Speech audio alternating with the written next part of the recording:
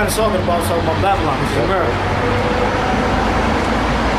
The earth also and the works that is therein shall be burnt up. It said the works. That's why the scripture said death is swallowed up in victory. Okay? It said, and the works therein, meaning us being in slavery, democracy, all that's going to come to an end. So-called white man's military, people being homosexuals, being lesbians, that's the works therein. That's going to come to an end. Seeing then that all these things shall be dissolved. Seeing that all the wickedness of the so-called white man is going to be destroyed. That's cool. You can step on it. That's the devil. That's not Jesus Christ. Jesus Christ is black according to the Bible. So he can step on it. He can dance on it. He didn't do anything bad. That's all people do, man. They probably let him step on the door and shit, you know? Yeah. That's right. They worship this image.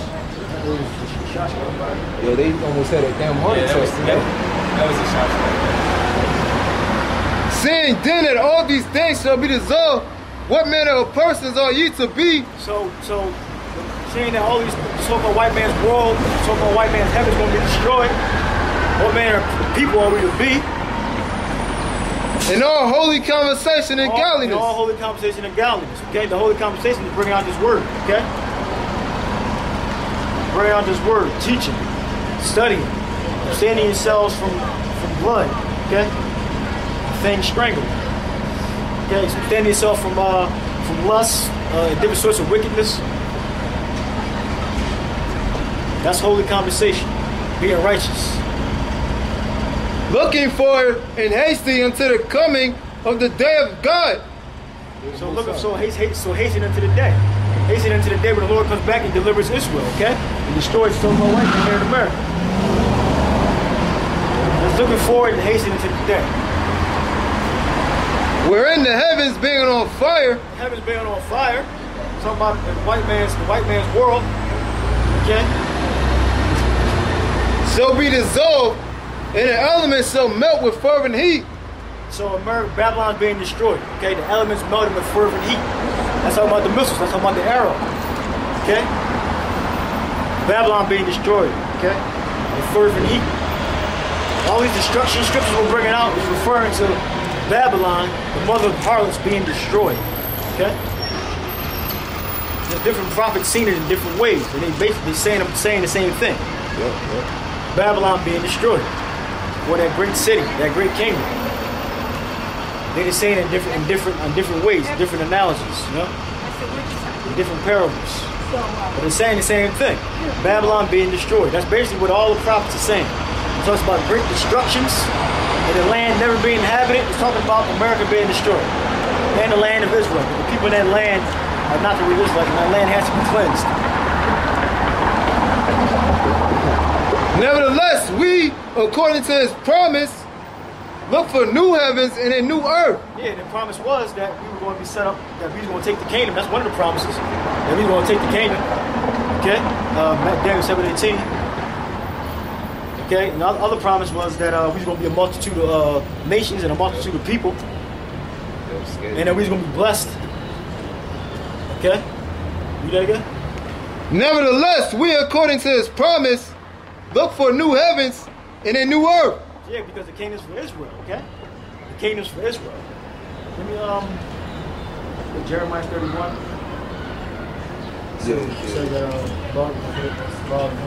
Yeah, I got you.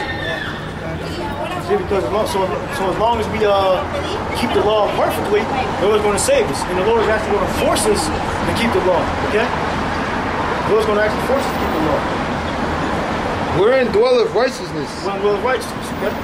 So the Israelites are the righteous, and the elect mainly the righteous was talking about. You Isaiah 45 the same? War without end. So Israel's going to be established as a superpower on this earth. Esau, so-called white man, is going to be destroyed, okay? Here in America and around the world. Alright. This is Jeremiah 31 and 31. Start from 31, yeah. There's one in Hebrews too. Yeah. Behold, the days come, saith the Lord, that I will make a new covenant with the house of Israel. They say he's going to make a covenant with the house of Israel. They say make a covenant with the whole world, okay? He's not talking about the other nations. He said he'll make a new covenant with the house of Israel. Okay?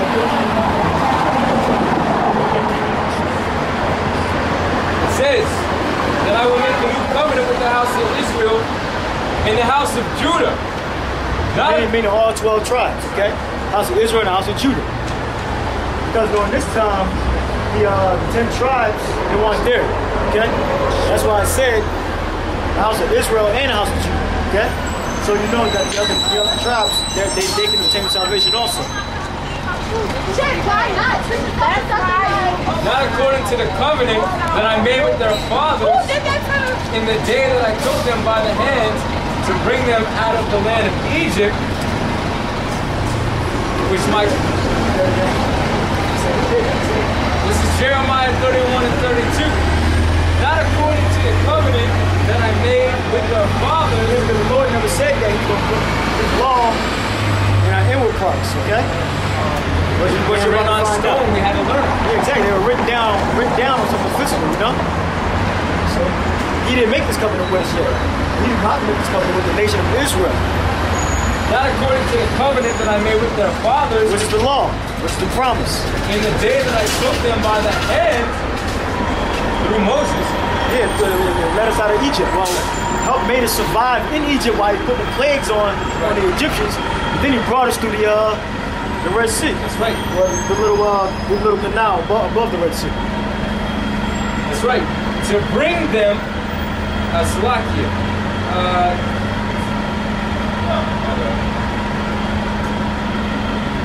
To bring them out of the land of Egypt, which my covenant they break. Yep. So the law that Moses gave us, scriptures right here saying the Lord is making a new covenant with us. Okay, this is the covenant. I took them by the hand to bring them out of the land of Egypt, which my covenant they break. Although I was an husband unto them, said the Lord. Yeah, well, right there, Israel is a husband. He's married to the Most High. Okay. The Lord doesn't believe in divorce. He's put us aside for a second, and then He's going to save us. You know, yeah, Psalms 110. Marriage is a commitment. Yeah, exactly. You know? It means to be joined onto, man, and we're joined. Yeah, and the Lord said Himself. The only reason that Moses wrote that because of the hardness of our hearts, but from the beginning it was not so. So the Lord doesn't believe in divorce. So the Israelites, we're still God's people. Okay. What the scripture say? Have God cast away His people? No, He didn't. The Israelites are still the God's people, still the chosen people, which are sons of Jacob. The Black Latinos, Native Americans, we're the Israelites.